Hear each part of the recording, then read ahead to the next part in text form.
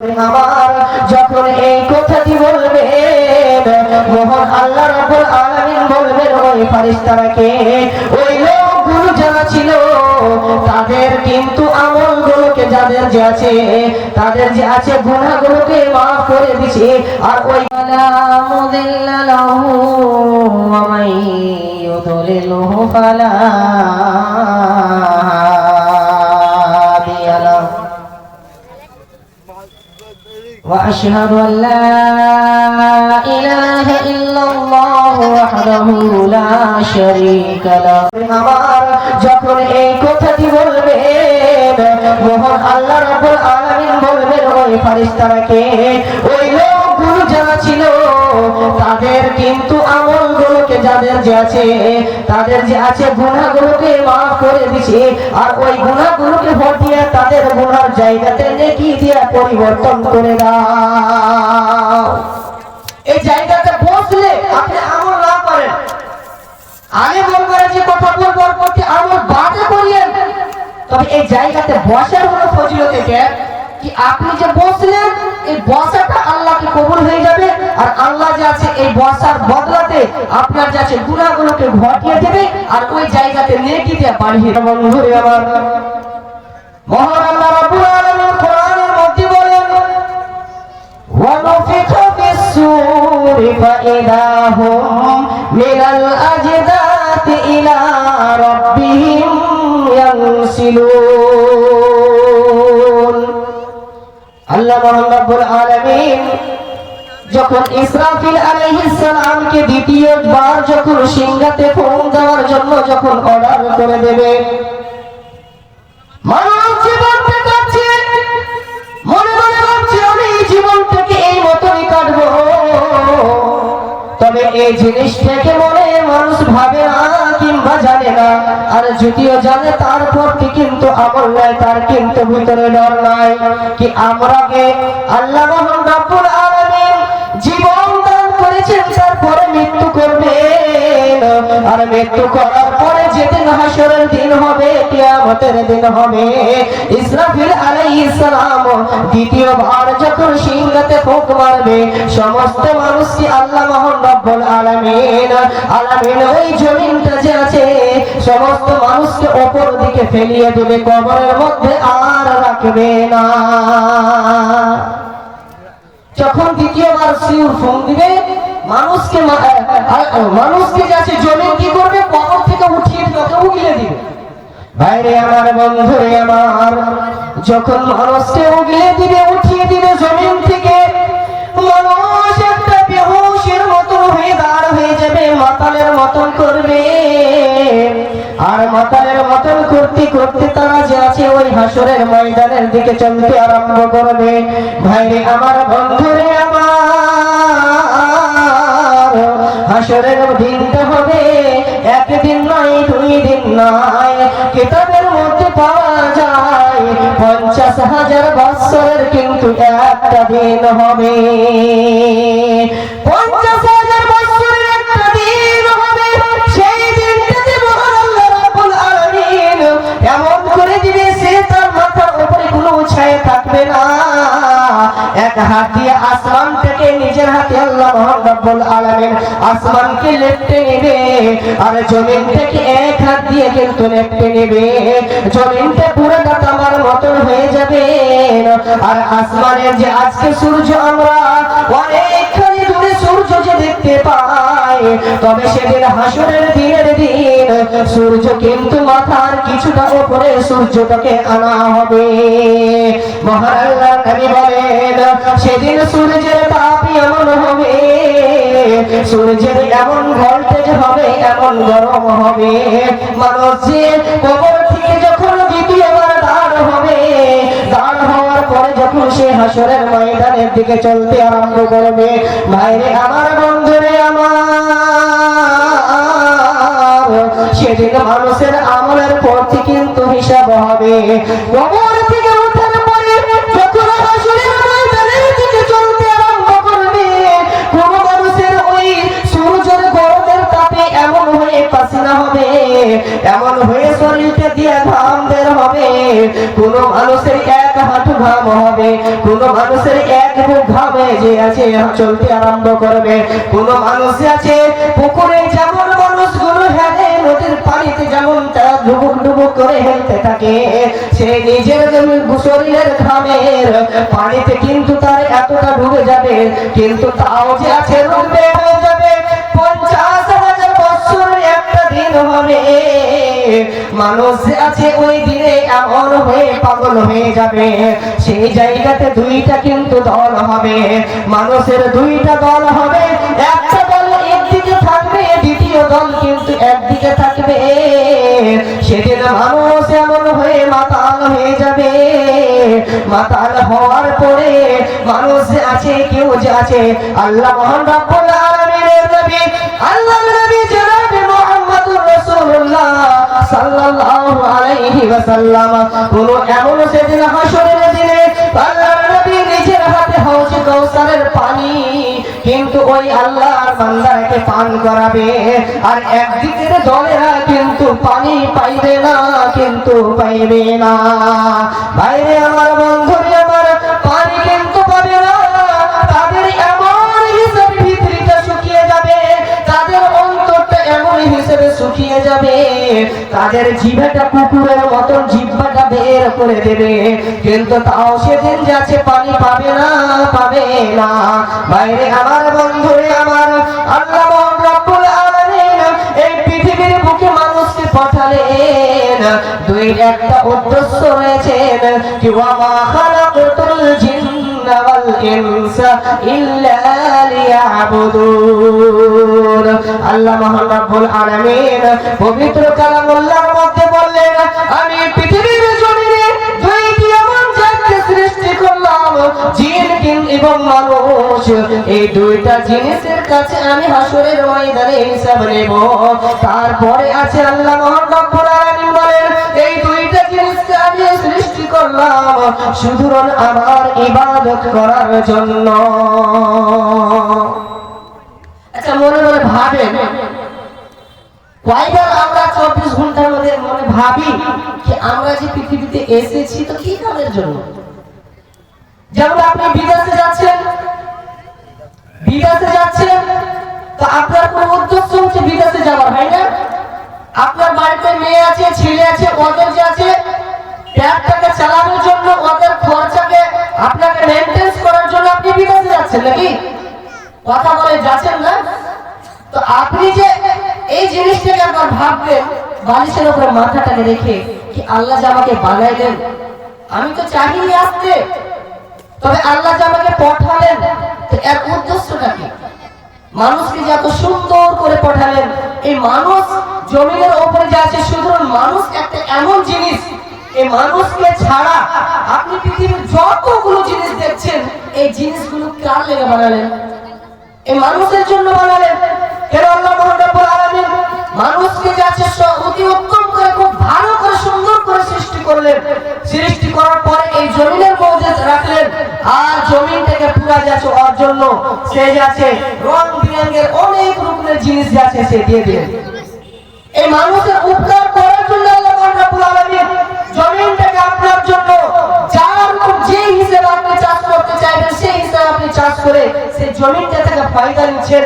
তবে আর একটা কথা মনে ভাববেন, মনে রাখবেন, এই জায়গাটা এসেছি আমরা ইমতিহান দিতে। এই জায়গাটাতে আসার আল্লাহর পাঠানোর উদ্দেশ্য হচ্ছে ইমতিহান। ইমতিহান কথাটা বুঝছেন তো? ইমতিহান। আপনি যে 10 বছর স্কুলে পড়লেন, 1 বছর মাদ্রাসাতে পড়লেন, 10 বছর পড়লেন, পড়ার পরে যে আপনার সালানা ইমতিহান হয়, আর ইমতিহানটার রেজাল্ট যে কি আসবে, তারপরে সে যে বাড়িতে বাবাকে দেখাবে, আমি যে আজকে ইমতিহান দিয়েছিলাম বাবা, আমি ফার্স্ট নম্বর এনেছি, সেকেন্ড এনেছি, কিংবা ফেল হয়ে গেছি। যদি ফার্স্ট আনেন তো খুশি হবে, তার মা খুশি হবে, তার বাবা খুশি হবে, তার ভাই বন্ধু খুশি হবে, তার নানা নানি খুশি হবে, এতটা খুশি হবে, ওকে যে আছে ইনামটাও দেন। তো ইনাম আল্লাহ যে দিবে, সে ইনামটা কেমন জিনিস জানবেন? ভাইরে আমার, বন্ধুরে আমার, সেদিন হাসরের ময়দানে এক দিকের লোক কিন্তু পানি পান করবে, আর একদিককার লোক কিন্তু পানি কি জিনিস পাবে না, একদিককার লোক কিন্তু আল্লাহর আরশের ছায়ার মধ্যে থাকবে, আর একদিককার লোক কিন্তু আরশের ছায়া কিন্তু পাবে না। ভাই আমার বন্ধুরে আমার, সেদিন আল্লাহ রাব্বুল আলামিন বলবেন লিমালিকিল মুলকুল ইয়াউমা লিল্লাহিল ওয়াহিদিল কাহ্হার। ভাই আমার বন্ধুরে আমার, আল্লাহ রাব্বুল আলামিন কোরআনে নিজের ভাষাতে বলে আর রহমানির রহিম, আমি হচ্ছি রহম করনে वाला, শুধু রহম করনে वाला নয়, আর চাই তো আল্লাহ বেশি রহম রাখনে वाला।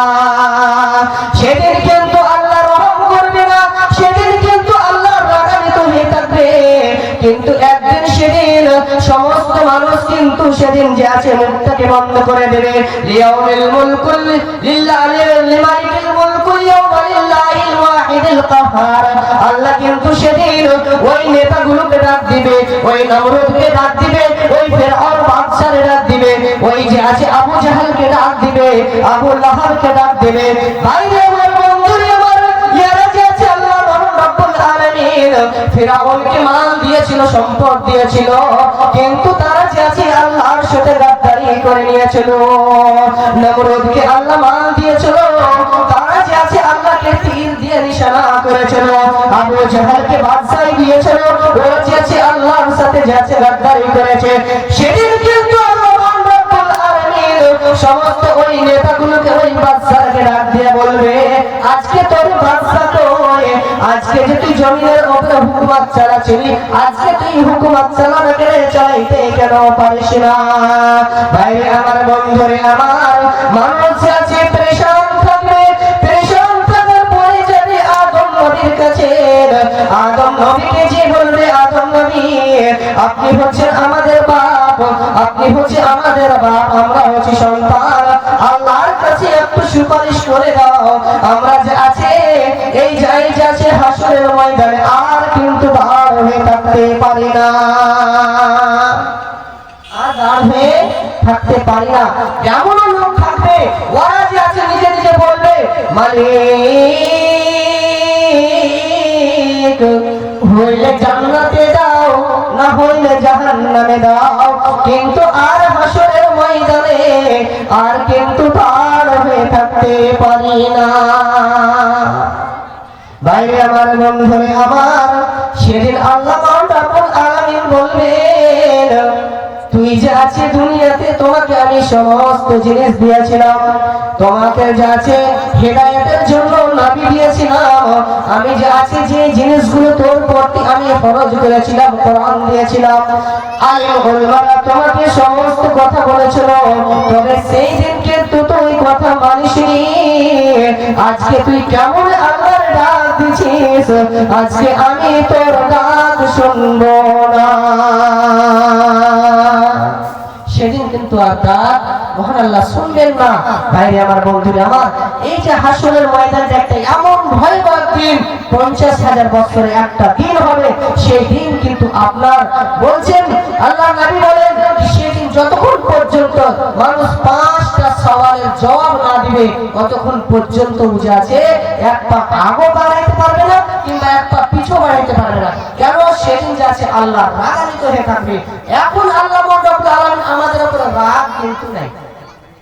রাগ যদি থাকতো, আল্লাহর নিয়ামত আমরা পান করছি, ঠান্ডার দিনে আল্লাহ রাব্বুল আলামিন কল থেকে গরম পানি দিচ্ছে, গরমের দিনে কল থেকে ঠান্ডা পানি বের করছে, কিন্তু 24 ঘন্টা আমাদের কেটে যায়, আমরা মসজিদে যে আল্লাহর একবার শুকরিয়া আদায় করি না, কিন্তু তারপর মহান আল্লাহ রাব্বুল আলামিন আমাদেরকে 3 টাইম ভালোভাবে খাওয়া যায়, শরীরে ভালোভাবে পোশাক পরা যায়, নেতাগিরি করার যে আছে মাইন্ড দেয়, তখন আল্লাহ পাগল বানায় না।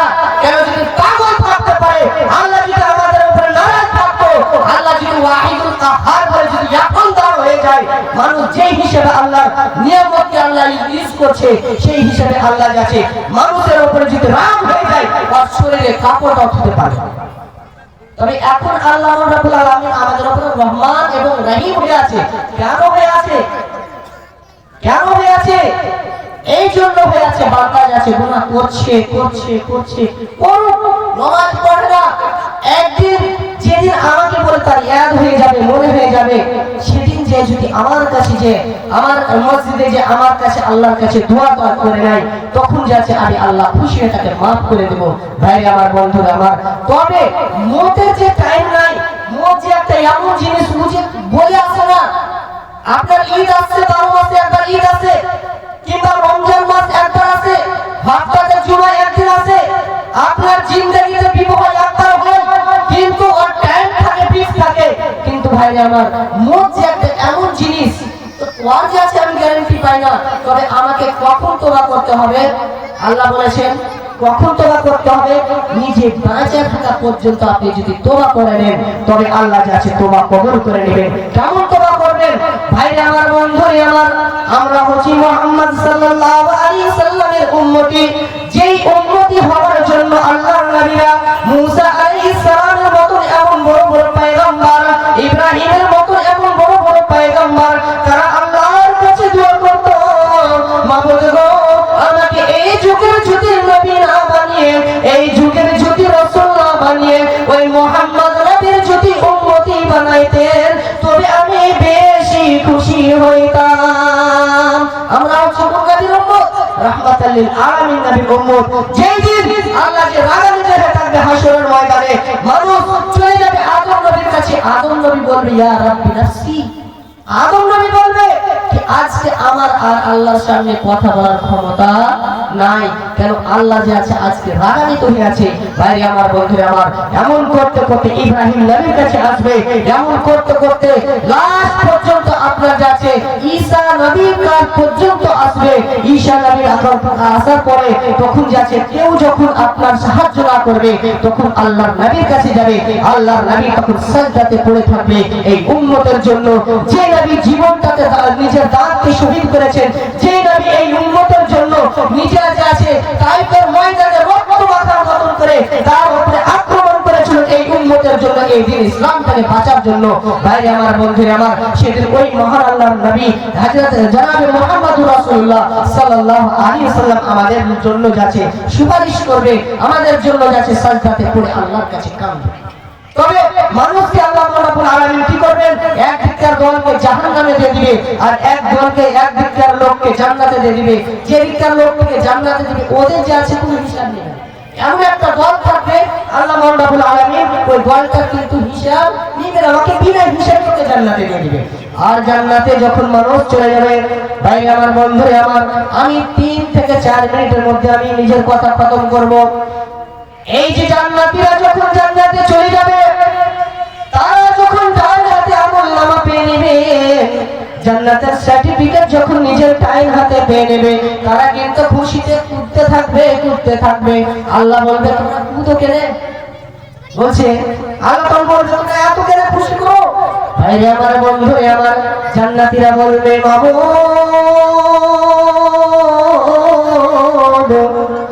এই যে আপনি এত বড় নিয়ামত জান্নাতটা দিয়েছেন, আমরা যে আছি এত আজকে খুশি হয়েছি, জান্নাত দেখে তোমার এত খুশি হয়েছে, আমরা যে আছি তোমার শুকরিয়া কেমন করে আদা করব বলতে পারি না।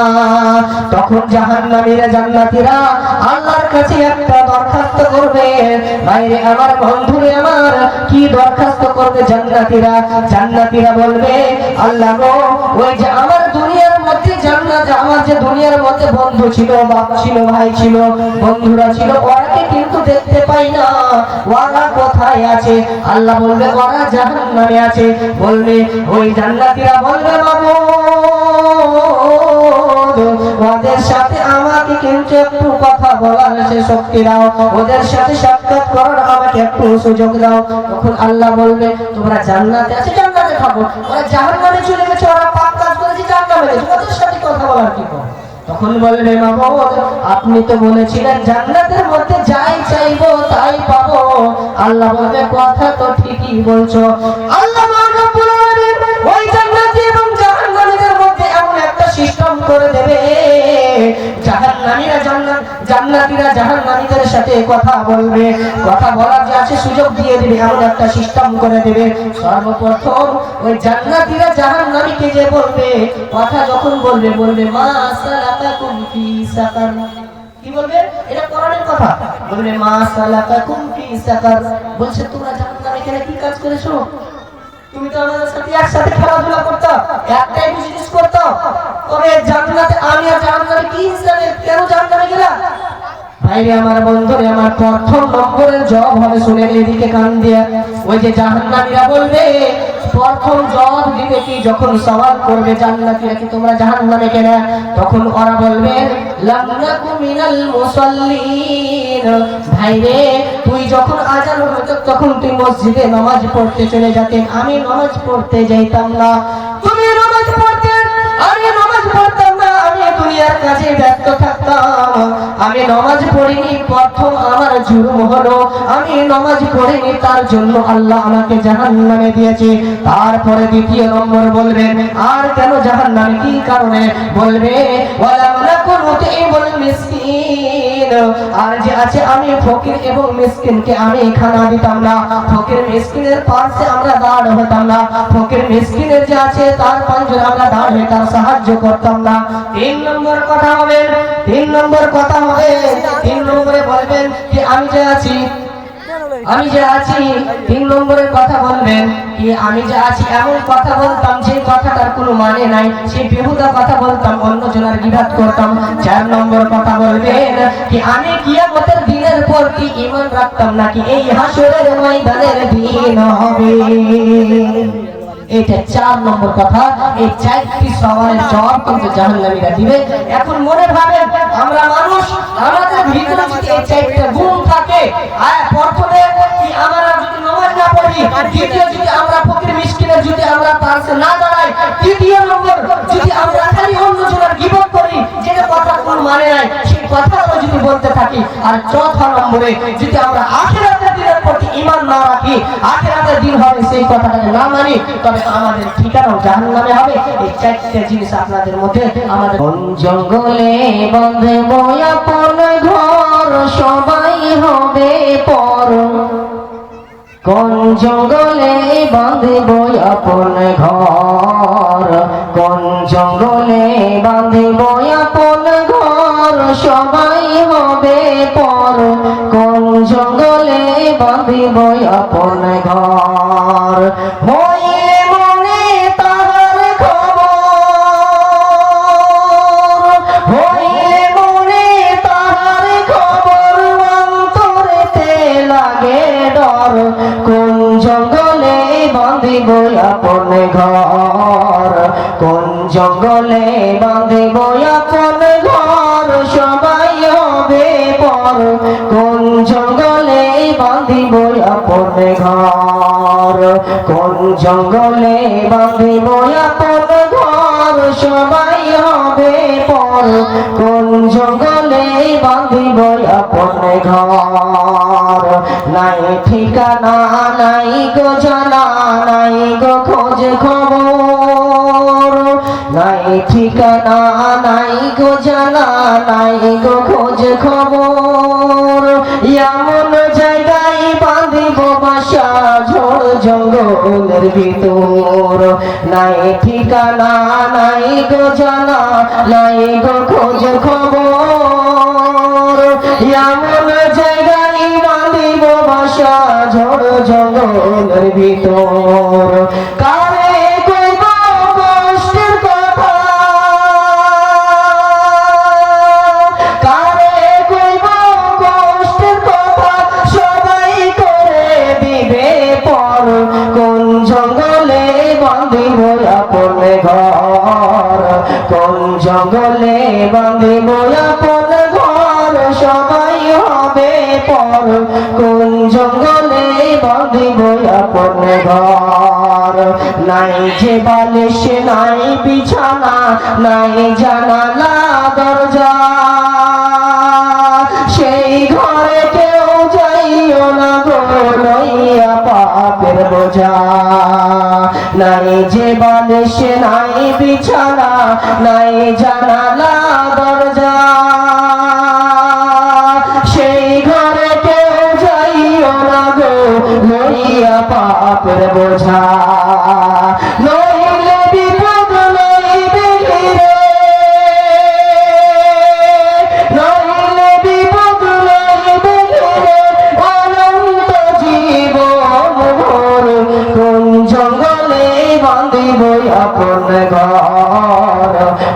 জঙ্গলে বাঁধিব আপন ঘর সবাই হবে পর কোন জঙ্গলে বাঁধিব আপন ঘর থাকবে না মোর আপন কেউ নাই গো চিনা জানা এমন কেহ থাকবে না গো চাইব কিছু পানা থাকবে না মোর আপন কেউ নাই গো চিনা জানা এমন কেহ থাকবে না গো চাইব কিছু পানা নিজের দুঃখ নিজেই দেখব নিজের দুঃখ নিজেই দেখব যতই আসুক কঠিন ঝড় কোন জঙ্গলে বাঁধিব আপন ঘর কোন জঙ্গলে বাঁধিব আপন ঘর সবাই হবে পর কোন জঙ্গলে বাঁধিব আপন ঘর হইলে বনে তাহার খবর হইলে বনে তাহার খবর অন্তরতে লাগে ডর কোন জঙ্গলে বাঁধিব আপন ঘর কোন জঙ্গলে বাঁধিব আপন ঘর সবাই হবে পর কোন জঙ্গলে বাঁধিব আপন ঘর